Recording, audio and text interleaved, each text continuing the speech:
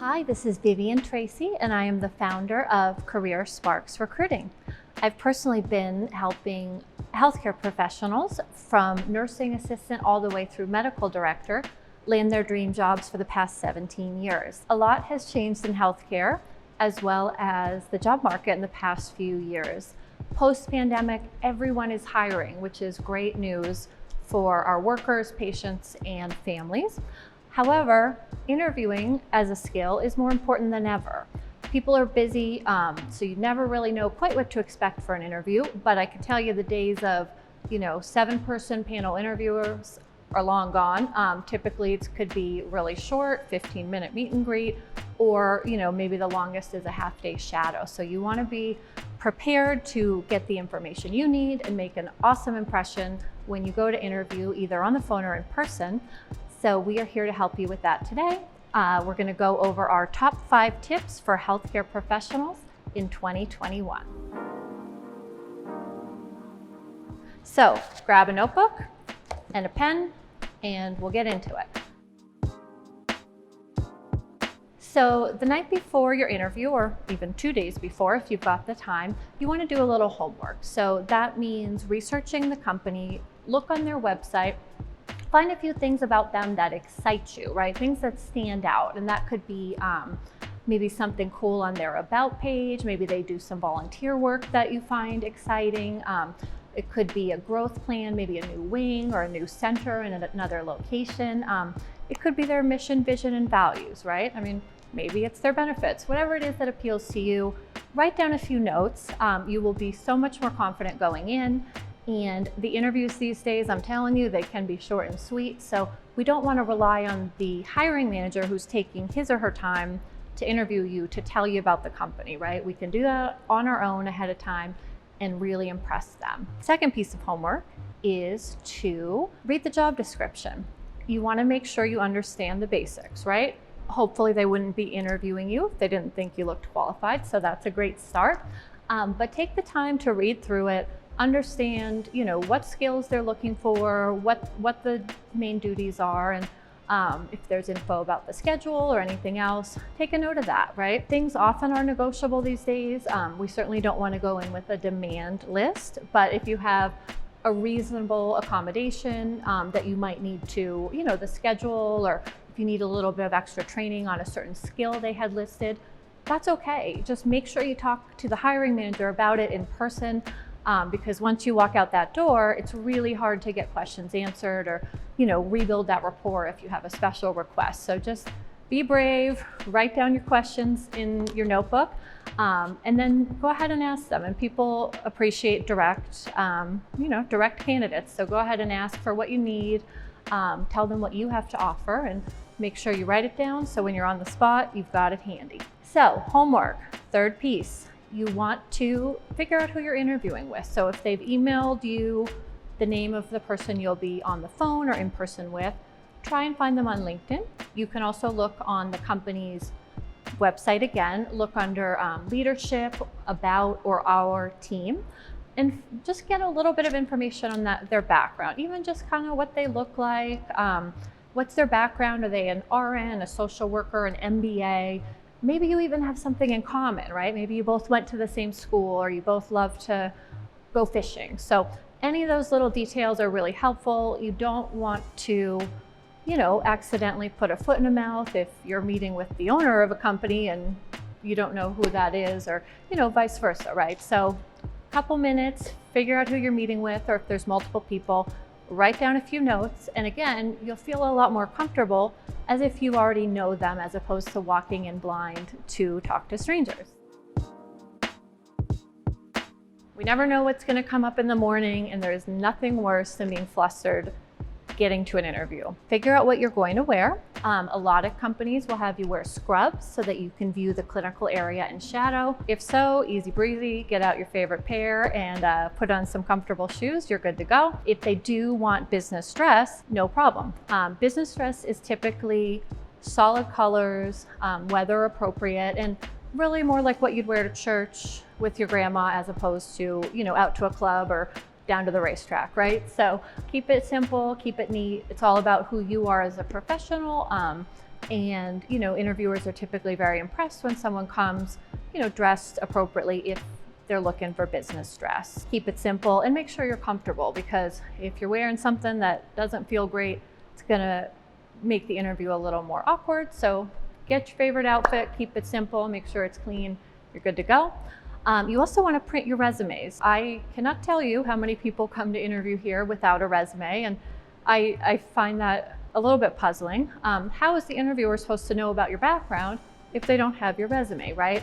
So we don't want to leave it to the interviewer's responsibility to go to their computer and print your resume for you. That's your responsibility. Print off at least 3 copies the night before. That way, if you spill coffee or something on the way there, you have extras. If you don't have a printer at home, like me, FedEx, Kinko's, UPS, Staples, any of those type of stores have printers. They're more than happy to print a few documents for you. So just make sure you've got your resume, and you can even put it in your notebook to bring with you.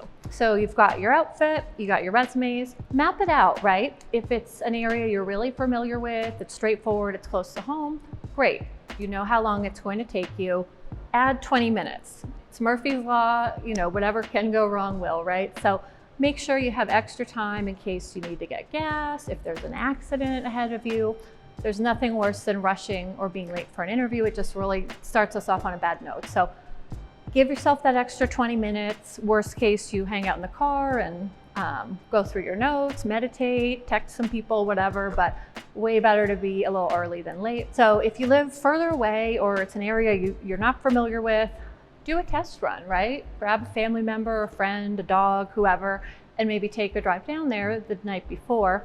That way you know exactly where you're going, and when we get a little bit nervy, that's when we can get lost or make a wrong turn. So do a test run if you need to. Either way, leave 20 minutes early and you'll be good to go. Have a few questions ready. I can also not explain how many people come to interview here at CareerSparks. We finish the interview and I ask what questions they have, and they'll say something like, "Oh, I think you covered it," or "No, I think I got everything."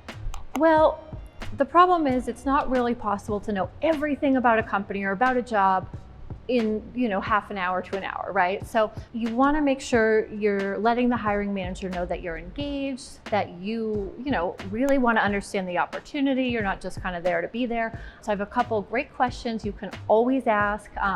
That way there's not an awkward pause when they ask about your questions. Great questions to ask the interviewer are big picture. So I like to ask people, hey, what kind of person or what kind of candidate are you looking for to fill this role?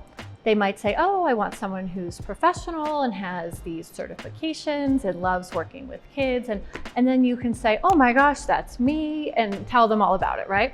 However, if they give a different answer and you don't feel like it's you, well, great, then maybe it's not the right fit. Another great question to ask them would be, what are the goals of this position, right? They're hiring you because they have a need for something to get done, right?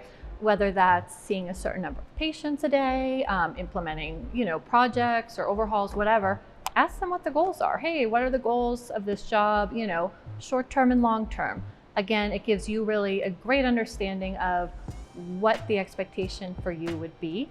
And it also shows them you're paying attention, right? My last question that I always love to ask, which gives it a little bit more of a personal touch and helps you build rapport with the interviewer, is to ask him or her at the end, "Hey, what do you love most about working here?" So this is something I always ask when I've gone on interviews in the past, or if I go meet with clients now. Typically their face lights up because people love to share what they're passionate about. So this is an awesome question to end the interview with.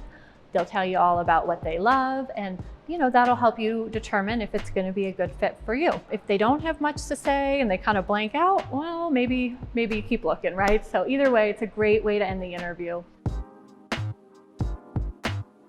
We are all so busy these days that the thank you note seems kind of antiquated, right? Who sends those anymore? But I'll tell you, after a job interview, even if it's just a phone call, it makes such a nice impression and such an impact if you just send a quick note thanking the interviewer for his or her time, right? So if you need their email address, ideally you ask for a business card during the interview, or if you're on the phone, you can just say, hey, I'd love to send you a thank you note. Would you mind sharing your email with me, right? That's totally a reasonable request. No reason not to. But if you don't ask, you may not be able to find it after. If you want to be really classy and make an impression, I have candidates who still drop old school handwritten notes in the mail, especially if you live close by. Get out your little thank you notes, address it, write them a nice note. Hey, interviewer, thank you so much for your time. I really appreciate it. I loved learning about XYZ at the facility. Please let me know if I can get you any more information. Sign your name, drop it in the mail, you're good to go. But often people tell me on the candidate side that they interview and they never hear back from anyone. And that's a bummer, right? No matter what, you want to close the loop and hopefully get a great offer, but if not, you want to know. So as a candidate, you want to be a little bit proactive on your end, and we don't want to be pushy and email them and say, hey, what's going on? Are you going to hire me, right? That's a little probably too pushy. But I think a nice thank you note just is a way to remind the person that they had a great meeting with you, keep you at the forefront of their mind, and hopefully lead you on to that next step in the process. All right, so that was our top 5 interview tips for healthcare professionals in 2021. Thanks so much for joining me, and good luck. You've got this.